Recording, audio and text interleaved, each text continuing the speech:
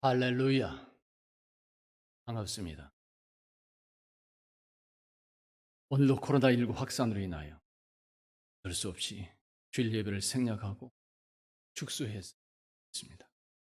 그렇지만 오늘도 우리 하나님의 축복과 이 시간 함께 예배하는 우리 장로님들과 가정에서 예배하고 있는 성도들 모두에게 충만하게 임하는 역사가 있기를 주님으로 축원합니다. 기도합니다. 아버지 하나님, 오늘도 우리 모두에게 성령 충만함으로 임하여 주시옵소서. 우리 영과 마음과 생각과 눈과 귀가 열리지게 하시고 오직 주님께로 향하는 이 시간 되게 하여 주시옵소서. 코로나19로 인하여 힘들어하는 주님의 백성들을 구원하여 주시며 위로해 주시옵소서. 오늘도 열린 교와 성도들 모두에게 충만한 복과 은혜로 임재하여 주시옵소서. 예수 그리스도 이름으로 기도하옵나이다. 다 같이 한번 오늘 말씀을 따라서 해보겠습니다. 아무 죄도 찾지 못했습니다. 다시 한번 해볼까요? 아무 죄도 찾지 못했습니다. 총독 빌라도가 예수님을 신문한 결과 사형을 받을 만한 죄가 단지 유대인들의 종교적 갈등에 의한 음모가 있었음을 알게 되는 것입니다. 그런데도 빌라도는 유대인들의 강한 요구에 밀려서 예수님 대신에 강도 바라바를 풀어주게 됩니다. 그리고는 아무 죄도 찾지 못했던 예수님을 오히려 십자가에 못 박도록 내어주게 됩니다. 이렇게 되어 총독 빌라도는 예수님을 십자가에 못 박는 그는 장본인이 되어버렸고 오늘날까지 수천 년 동안 그리고 앞으로 예수님이 세상에 다시 오실 그때까지 성도들에게 영원한 죄인으로 정죄가 되는 것입니다. 바로 여기에서 오늘 우리에게 주시는 말씀을 볼 수 있습니다. 예수님을 십자가에 못 박도록 허락했던 총독 빌라도를 통해서 주시는 말씀. 오늘 우리에게 주신 말씀은 것입니다. 예수 믿는 성도들은 자신에게 주어진 권한과 능력과 그 여건을 이웃을 구원하고 생명을 살리는데 사용할 수 있어야 하는 것입니다. 할렐루야. 다시 한번 따라서 봅니다. 생명을 살려냅시다. 오래전 국민일보에 실렸던 재미있는 우화가 하나 있습니다. 우화, 세상을 풍조해서 하는 재미있는 얘기라고 하는 뜻입니다. 숲속에 있는 동물들의 이야기입니다. 어느 날 숲속에 흑사병이 유행을 했습니다. 동물들은 모두 다 공포에 휩싸여 있었습니다. 그때 동물들의 왕인 사자가 비상회의를 소집했습니다. 하늘이 흑사병을 내린 것은 우리의 죄가 많기 때문이다. 우리들 중에 가장 죄가 많은 자를 희생 제물로 바쳐야 한다. 자, 우리 모두에 다 자기의 죄를 고백하라. 호랑이가 제일 먼저 자기 죄를 고백을 했습니다. 나는 며칠 전 염소를 잡아먹었습니다. 어린 새끼까지 물어서 죽였습니다. 그러자 약삭 빠른 여우가 끼어들었습니다. 그것은 죄가 아닙니다. 염소가 너무 많으면 초원이 줄어들게 되어 있습니다. 잘하신 일입니다. 다음에는 표범과 늑대, 곰이 차례로 자기 죄를 고백했습니다. 그러나 동물들은 모두 다 조용히 듣고만 있었습니다. 그러자 이번에는 가장 힘이 없고 순진한 노새의 차례가 되었습니다. 노새는 일어나서 자기 죄를 고백합니다. 나는 너무나 배가 고파서 남의 밭에서 자란 풀을 몰래 뜯어먹은 적이 있어요. 그러자 동물들이 일제히 손가락으로 노새를 가리키며 소리쳤습니다. 유죄! 유죄! 유죄! 죽어라! 죽어야 한다! 호랑이와 표범 그리고 늑대와 곰들과 같이 힘이 있는 동물들이 자기 죄를 고백할 때는 가만히 숨을 죽이고 있었던 숲속의 동물들. 그러나 아무런 힘도 없는 노새가 배고파서 풀을 뜯어 먹었다는 것을 듣고는 손가락질을 하며 죽이라고 소리치는 동물들이었습니다. 여러분, 어디서 본 것 같지 않나요? 정의와 진실보다도 힘이 판치고 있는 세상, 권력이 판치고 있는 세상, 약자보다도 강자가 판을 치는 세상, 즉 인간의 사회를 풍자해서 전하는 이야기입니다. 내로남불이라는 말이 있습니다. 많이 들어보신 줄로 압니다. 내가 하면 로맨스요, 남이 하면 불륜이라는 말입니다. 힘과 권력 있는 사람들이 하면 잘하는 것이요, 힘이 없는 사람들이 하면 죄가 된다는 말과도 같습니다. 요즘 우리나라에서 너무나 많이 보고 듣는 모습들입니다. 힘 필요한 것이죠. 권력, 권세 필요한 것이지만 그것 때문에 문제되는 일들이 너무나도, 우리 시대의 6가지 우상이라고 하는 책이 있습니다. 6가지 우상. 트레빈 왁스라는 사람이 지은 책입니다. 그분은 오늘날 현대인들에게 6가지 우상이 있다고, 6가지 신들이 있다고 말해줍니다. 트레빈 왁스는 6가지 중에서 마지막으로 말하는 것이 있는데 그것이 바로 권력이라고 하는 우상입니다. 권력, 힘, 권세라고 하는 우상입니다. 이 땅의 모든 권력과 권세는 하나님의 뜻을 이루기 위해서 주어진 선물인데 오늘날 현대인들은 그 권력을, 그 권세를 자기 욕망을 채우고 자신이 황제가 되어 사람과 세상을 지배하기 위한 것으로 사용한다고 하는 말이 되는 것이. 여러분, 권력에 대한 욕구, 권세, 힘에 대한 욕구는 인간의 보편적인 성향입니다. 저 자신을 비롯해서 우리 모든 사람들은 자기 내면 속에 삶에서 어떤 힘을 갖고 싶어하는 본능적인 욕구가 있습니다. 그래서 어떤 사람들은 공부해서 힘을 얻기를 하고 돈을 모으며 힘을 얻기를 원하며 출세하고자 하는 마음도 가는 것입니다. 그 같은 욕구의 근원을 어린 아이들에게서 발견할 수 있습니다. 아이들은 태어날 때부터 손을 꼭 쥐고 태어나는 것을 볼 수 있습니다. 무엇인가 움켜쥐겠다고 하는 어떤 의지의 표현인 것입니다.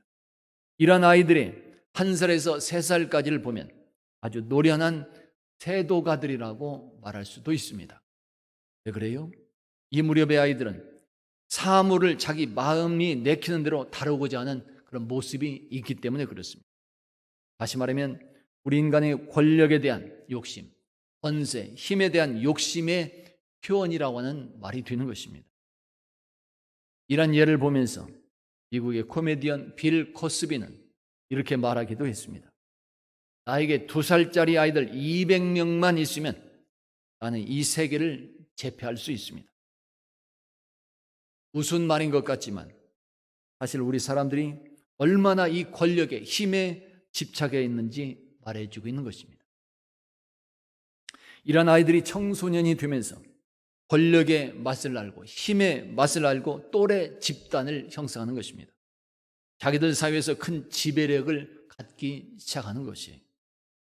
그리고 이러한 힘에 대한 욕구가 성장하여 수많은 사람들이 평생 동안 그 권력을, 힘을 갖기 위하여 아주 집착적으로 행하는 것을 볼 수 있는 것입니다. 이렇게 힘에 대한 욕구, 권력에 대한 본능적인 그런 욕구가 우리 한국 사람들에게는 더 강하게 나타납니다.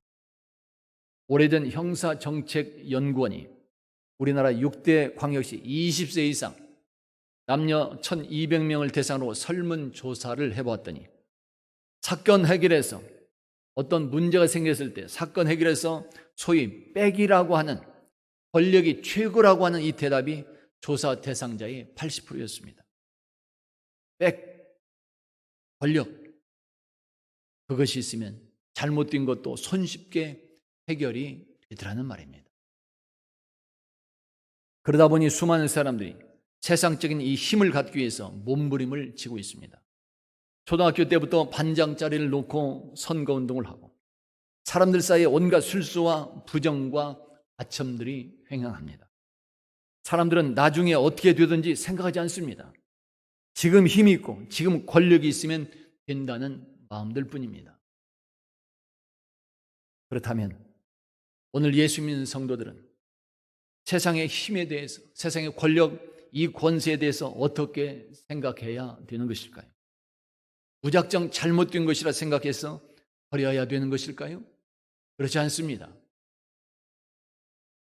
우리들이 바르고 아름다운 의식을 가지고 있으면 그 힘도, 그 권력도, 자리도, 여건도 하나님의 계획에 존귀하게 쓰임받을 수 있는 것입니다. 그러면 우리는 세상의 힘에 대해서, 권력, 이 권세에 대해서 어떤 의식과 어떤 자세를 가져야 되는 것일까요? 첫째로 우리들은 세상의 모든 힘과 권력은 하나님께서 주셨다는 것을 알아야 됩니다.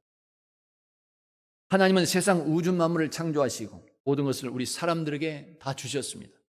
그때 하나님은 우리에게 세상의 힘과 권력도 권세도 지위도 함께 주셨습니다.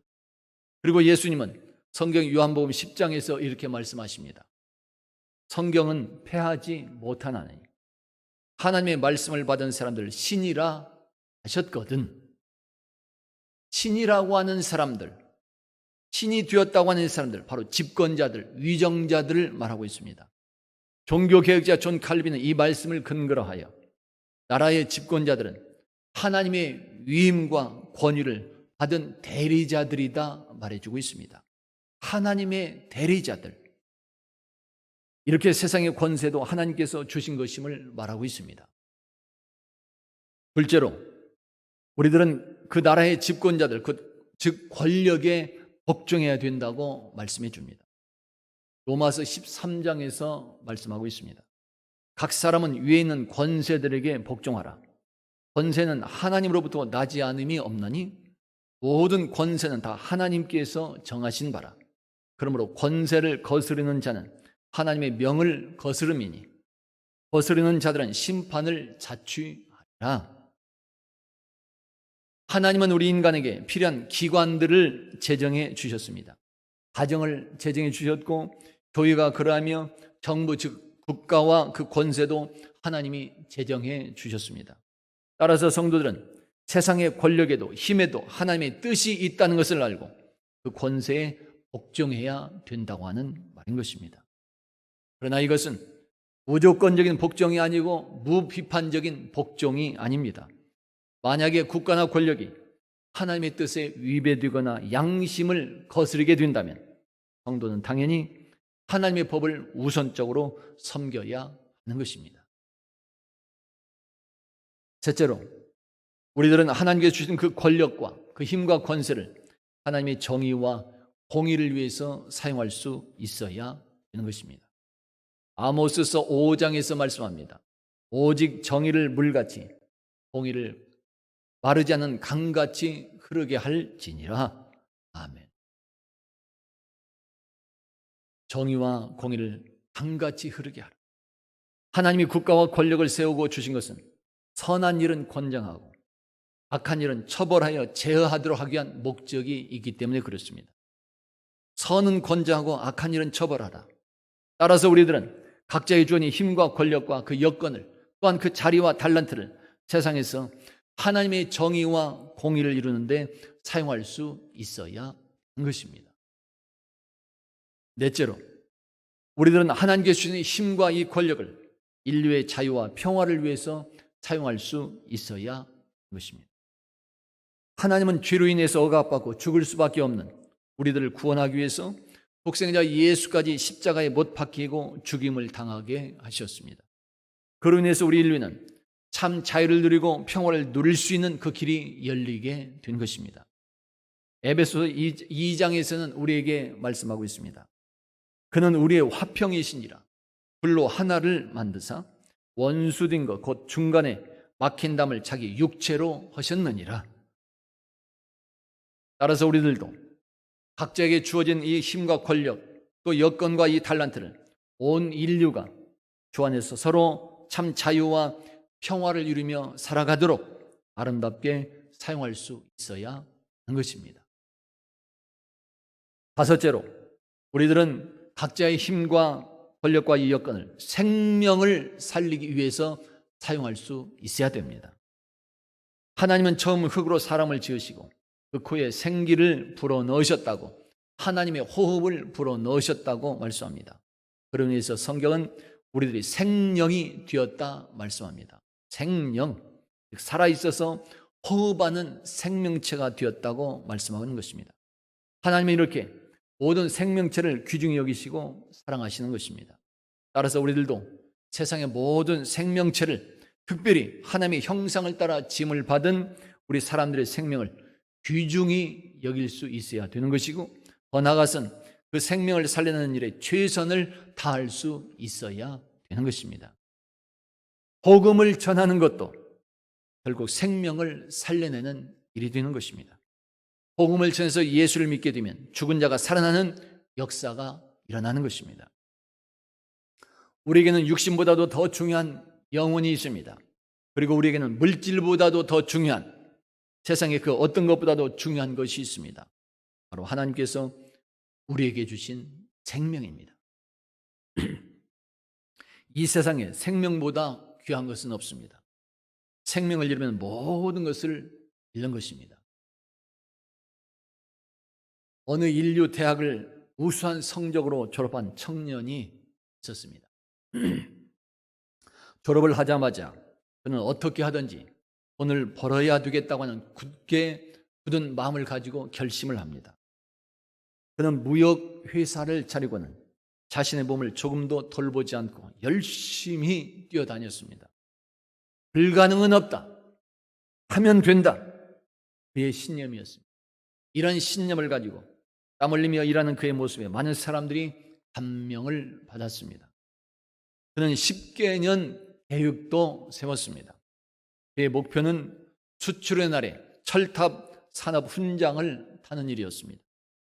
그래서 단 한 푼의 수주라도 더 받아내기 위해서 그는 매일 밤 손님들을 접대했습니다. 때로는 007 가방이 몇 개씩이나 헤어지도록 동서양을 가리지 않고 날아다녔습니다. 드디어 어느 해 수출의 날입니다. 그는 꿈에도 그리던 철탑 산업 훈장을 받았습니다. 그러나 그날 저녁 그는 축하회에 참석한 후에 집에 돌아와서 몸져 눕고 갔습니다. 그 다음 날이 되어도 그는 일어나지, 또 그 다음 날도 그는 일어나지 못했습니다. 병원에 입원해서 진찰을 받아보았더니 간암이었습니다. 그것도 급성 간암이라고 하는 진단이 내려졌습니다. 결국 그는 몸져 놓은 지 3주 만에 세상을 떠나고 말았습니다. 자신의 건강도 돌보지 않았고 부인의 걱정도, 노부모님의 염려도 아랑곳하지 않고 오직 그렇게 돈의 성공에 미쳤다가 결국은 한창 일할 그런 나이에 세상을 뜨고, 생명, 너무나 존귀한 것입니다. 그래서 하나님은 죄로 인해서 죽어가는 우리 인류의 생명을 살려내기 위해서 자신 독생자 생명까지 십자가에 내어 주신 것입니다. 따라서 오늘 우리들도 자신의 생명만이 귀한 것이 아니라 이웃의 생명들, 모든 인류의 생명이 귀중함을 알고 각자에게 주어진 힘과 권력, 권세와 여건과 자리와 그런 모든 달란트를, 그 생명을 살리는데 사용할 수 있어야 하는 것입니다. 이런 사람이 하나님의 뜻에 합당한 삶을 살아가는 것이요, 하나님의 계획에 존귀하게 쓰임받는 축복도 함께 누리게 되는 것입니다. 할렐루야. 그러나 오늘 로마 총독 빌라도는 어땠을까요? 빌라도는 자신에게 주어진 권력을, 그 자리와 힘과 권세를 생명을 살려낸 곳에 사용한 것이 아니라 자신의 이익을 위해서, 자신의 자리만을 보존하기 위해서 사용했습니다. 그것도 인류의 생명을 구원하러 오신 예수님을 십자가에 처형하기 위하여 자신에게 주어진 권력을, 그 힘과 자리를 사용하고 있는 것입니다. 이것이 슬프고 비극적인 일이 되는 것입니다. 오늘 11절에서도 말씀하고 있습니다. 위에서 주지 아니하셨다면, 위에서 허락하지 않았다면 나를 해할 권한이 없었느니라. 우리는 세상 일이나 주의 일에서나 어떻게 쓰임받느냐가 중요한 것입니다. 신분이 중요하지 않습니다. 자리나 직업이 중요한 것이 아닙니다. 그것보다는 언제 어떻게 쓰임받느냐가 중요한 것입니다. 왜 그럴까요? 같은 자리에서도 어떤 사람은 사람의 생명을 살려내는 그런 사람이 있는가 하면, 같은 장소, 같은 조건에서도 어떤 사람은 도둑질을 하고 사람을 모함하며 또한 사람의 생명을 죽이는데 쓰임받는 그런 사람도 있기 때문에 그런 것입니다. 생명을 죽이는 자가 아니라 살려내는 것, 이것이 우리에게 향하신 하나님의 뜻입니다. 할렐루야. 우리는 각자에 주어진 권력을, 그 힘과 권세와 여건과 자리, 달란트를 하나님께서 허락하시고 살려내신 그 존귀한 생명을 우리들도 지켜내고 살리는데 쓰임받을 수 있어야 하는 것입니다. 할렐루야. 사탄 마귀의 목적은 생명을 빼앗는 것입니다. 그러나 하나님은 생명을 주셨으며 예수님은 우리에게 그 생명을 주시기 위해서 오셨습니다. 그리고 아버지의 뜻에 따라 십자가에 그 생명을 다 내어놓으셨습니다. 예수님은 자신에게 주어진 모든 권력, 자신에게 주어진 힘과 능력과 권세의 모든 여건을 우리들 인류가 생명을 얻는데 모두 다 사용하신 것입니다. 요한복음 10장에서 우리에게 말씀합니다. 도둑이 오는 것은 도둑질하고 죽이고 멸망시키는 것뿐이요, 내가 온 것은 양으로 생명을 얻게 하고 더 풍성히 얻게 하려는 것이니라. 아멘. 요한복음 14장에서도 말씀하고 있습니다. 예수께서 이르시되 내가 곧 길이요 진리요 생명이니 나로 말미암지 않고는 아버지께로 올 자가 없느니라. 성도 여러분, 오늘 우리들에게 주어진 힘과 권세와 자리와 달란트는 무엇일까요? 국가의 권력만을 말하는 것이 아닙니다. 오늘 우리에게 주어진 여건도 환경도 중요하고 달란트도 자리도 중요하다는 것을 말하고 있습니다. 그리고 지금 우리는 각자에게 주어진 그것을 어떻게 사용하고 있는가, 그것이 중요한 거예요. 우리들의 인생은 짧고 쉽게 지나갑니다. 또한 모든 것은 끝이 있습니다. 각자에게 주어진 권력도 힘도 끝이 있고 자리도 여건도 끝이 있습니다. 그러므로 우리들은 각자에게 힘이 주어졌을 때 그 힘과 여건을 어떻게 사용해야 될 것인지 생각해야 합니다. 내 자신만을 위해서 사용할 것인지 아니면 하나님의 계획에 어떻게 쓰임받고 살아갈 것인지 분별해야 합니다. 자신에게 주어진 힘과 이 권력과 여건을 오직 자신만을 위해서 사용했던 그런 사람들과 생명을 죽이는 데 사용했던 그런 사람들은 마지막이 아름답지 못했습니다. 생명을 죽인 대가를 그대로 받는 불행한 사람들이 었던 것입니다. 세상 역사가 그것을 증명하고 있고 하나님의 말씀인 성경이 그러한 사실을 증언하고 있습니다. 그러나 권력을, 자신에게 주는 힘과 여건과 자리와 모든 달란트를 하나님의 창조 세계를 보존하고 하나님의 형상으로 지음받은 사람들의 생명을 지켜내며 구원하기 위해서 사용했던 그런 사람들은 세상 역사에서나 하나님의 구원 계획에서나 영원히 존귀한 사람들로 남아 있습니다. 다니엘서 12장에서도 말씀하고 있습니다. 지혜 있는 자는 궁창의 빛과 같이 빛날 것이요 많은 사람을 옳은 대로 돌아오게 한 자는 별과 같이 영원토록 빛나리라. 오늘 우리 성도들은 각자에게 주어진 영적, 육적 능력을, 그런 권세와 능력과 또한 달란트와 자리를 바르고 아름답게 사용하는 그런 삶이 될 수 있게 예수 이름으로 축원합니다. 특별히 우리 성도들은 각자의 힘과 능력과 그 여건을 하나님의 뜻에 따라서 존귀한 생명을 살려내는데, 생명 살리는데 쓰임받는 그런 우리 성도들이 될 수 있기를 예수 이름으로 축원합니다. 그리고 여러분 모두 다 세상의 역사와 하나님의 그 계획에 영원히 복되고 아름다운 이름들로 남으시고 세상과 천국에서도 약속된 축복을 받고 누리시는 행복한 성도들이 다 될 수 있기를 예수 이름으로 축원합니다. 다 같이 한번 따라서 봅니다. 생명을 살려냅시다. 기도합니다. 아버지 하나님, 오늘도 우리 모두와 함께하여 주옵소서. 성령께서 충만히 역사하시고 믿음도 충만케 하시고 영적 분별력도 갖게 하여 주옵소서. 생명이 귀한 것을 알게 하옵소서. 그 생명을 살려내는 그런 역할을 감당하는 귀한 성도들이 되게 하여 주시옵소서. 감사합니다. 예수 그리스도의 이름으로 축복하며 기도하옵나이다.